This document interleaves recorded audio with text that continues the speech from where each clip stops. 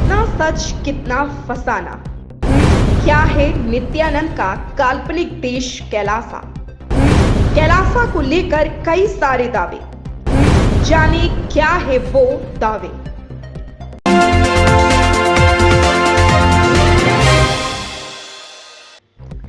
दुष्कर्म का आरोपी और भगोड़ा नित्यानंद और उसका काल्पनिक देश कैलासा चर्चा में बना हुआ है। इसकी वजह यह है कि संयुक्त राष्ट्र की एक सभा में कथित कैलासा की प्रतिनिधि पहुंच गई है। नित्यानंद 2019 में भारत से भाग गया था। उसने अपना देश कैलासा बनाने का दावा किया था।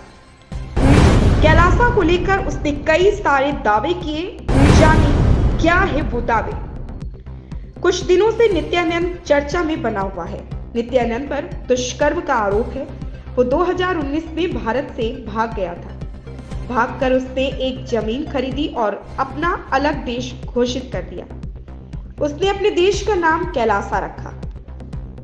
संयुक्त राष्ट्र की एक सभा होती है। इस सभा में विजय प्रिया नित्यानंद नाम की एक महिला भी अपनी बात रखती है। विजय प्रिया नित्यानंद खुद को यूनाइटेड स्टेट्स ऑफ कैलासा की प्रतिनिधि बताती है। वो दावा करती है कि वो संयुक्त राष्ट्र में यूनाइटेड स्टेट्स ऑफ कैलासा की परमानेंट एम्बेसडर है। विजय प्रिया नित्यानंद संयुक्त राष्ट्र के इस कार्यक्रम में बोलती है, यूनाइटेड स्टेट्स ऑफ कैलासा हिंदुओं का पहला संप्रभु देश है, जिसकी स्थापना नित्यानंद ने की है। विजय प्रिया ने नित्यानंद को हिंदुओं का सर्वोच्च गुरु बताया और आरोप लगाया कि उसे सताया जा रहा। उन्होंने कहा कि नित्यानंद और कैलासा की 20 लाख हिंदू प्रवासी आबादी के उत्पीड़न को रोकने के लिए राष्ट्रीय और अंतर्राष्ट्रीय उपाय किए जाए। कैलासा असल में एक काल्पनिक देश है। इसे नित्यानंद ने नाम दिया। नित्यानंद पर भारत में दुष्कर्म का आरोप है। वो 2019 में भारत से भाग गया था। उसे भगोड़ा घोषित किया जा चुका है। कैलासा को लेकर नित्यानंद कई तरह के दावे कर चुके हैं। उसने ऐसे दावे किए हैं जिसे सुनकर कोई भी चौंक जाए। क्या है वो दावे, जानते हैं।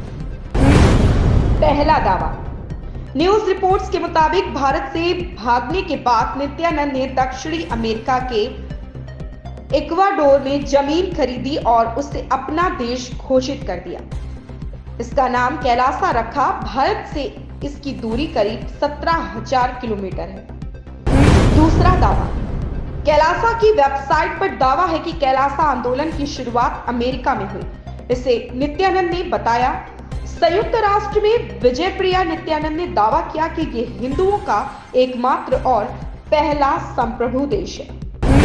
तीसरा दावा, आबादी को लेकर कैलासा की वेबसाइट पर दावा किया गया है कि हिंदू धर्म को मानने वाले 200 करोड़ लोग उनके देश के नागरिक हैं। इनमें 1 करोड़ आदि शिव को मानने वाले। हालांकि विजय प्रिया नित्यानंद ने संयुक्त राष्ट्र में दावा किया है कि कैलासा में 20 लाख प्रवासी हिंदू रहते हैं।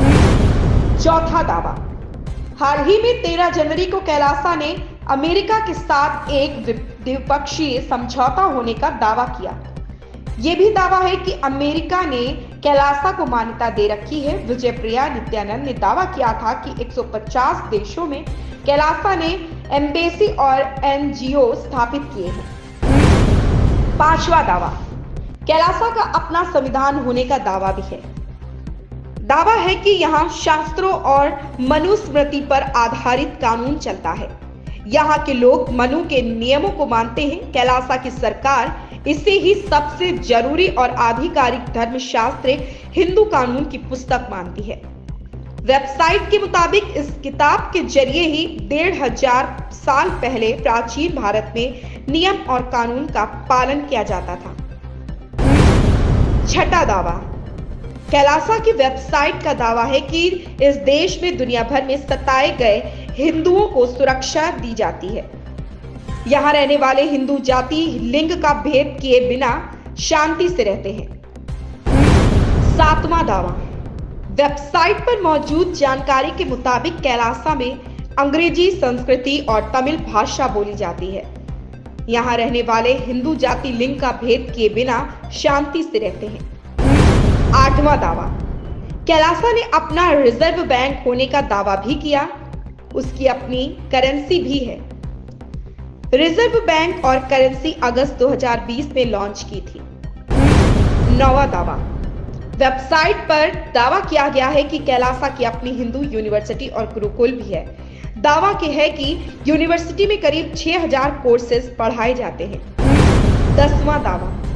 कैलासा का राष्ट्रीय ध्वज ऋषभ ध्वज है।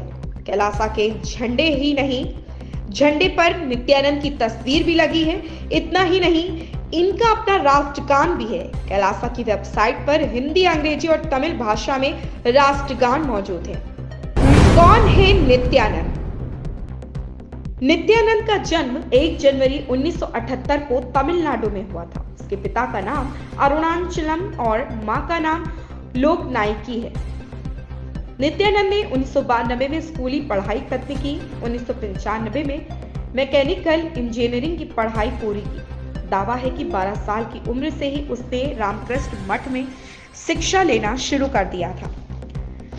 1 जनवरी 2023 को नित्यानंद ने अपना पहला आश्रम बेंगलुरु के पास बिदादी में खोला। उसके बाद उसने कई आश्रम खोले।